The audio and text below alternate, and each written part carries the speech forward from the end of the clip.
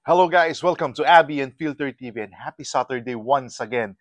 And let's have lunch together, or should I say, let's have Filipino lunch together. Why? Bakit ko nasabi yan? Kasi ang lunch natin today is adobong atay balon-balunan. Very Pinoy.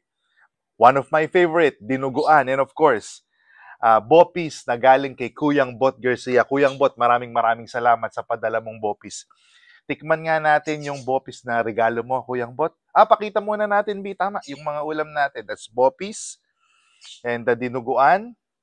And of course, yan. And atay balon-balunan. Sige, tikman na natin itong bopis natin. Yan. Galing kay Kuyang Bot to. So, for sure, masarap.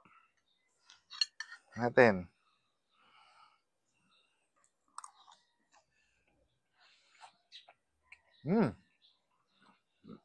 Wow. Kuyang Bot, sarap ng bopis, ha. Thank you so much.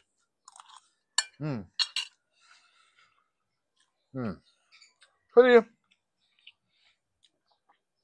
hindi dahil galing kay Kuyang Bot to, no? Pero, ang sarap, no? One of the best na bopis na natikman ko. Kasi, alam mo yun, parang may hint siya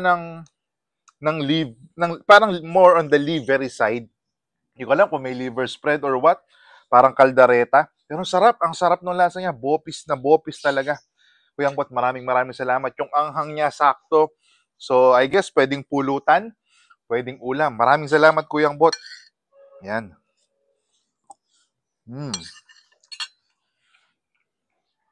I like this lunch. Man, I love this lunch. Tignan natin itong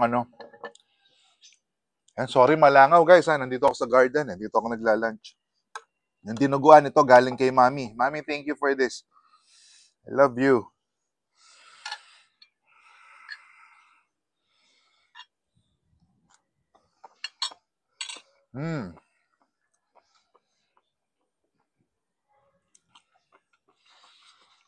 This is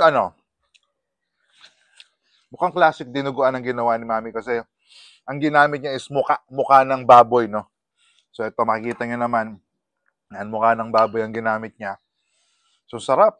Parang rich yung taste niya, walang lansa. Pero mas masarap to pag may puto, no? Ang sarap. Creamy, rich yung taste. Sarap. Yan natin itong classic adobo. Atay balon-balunan.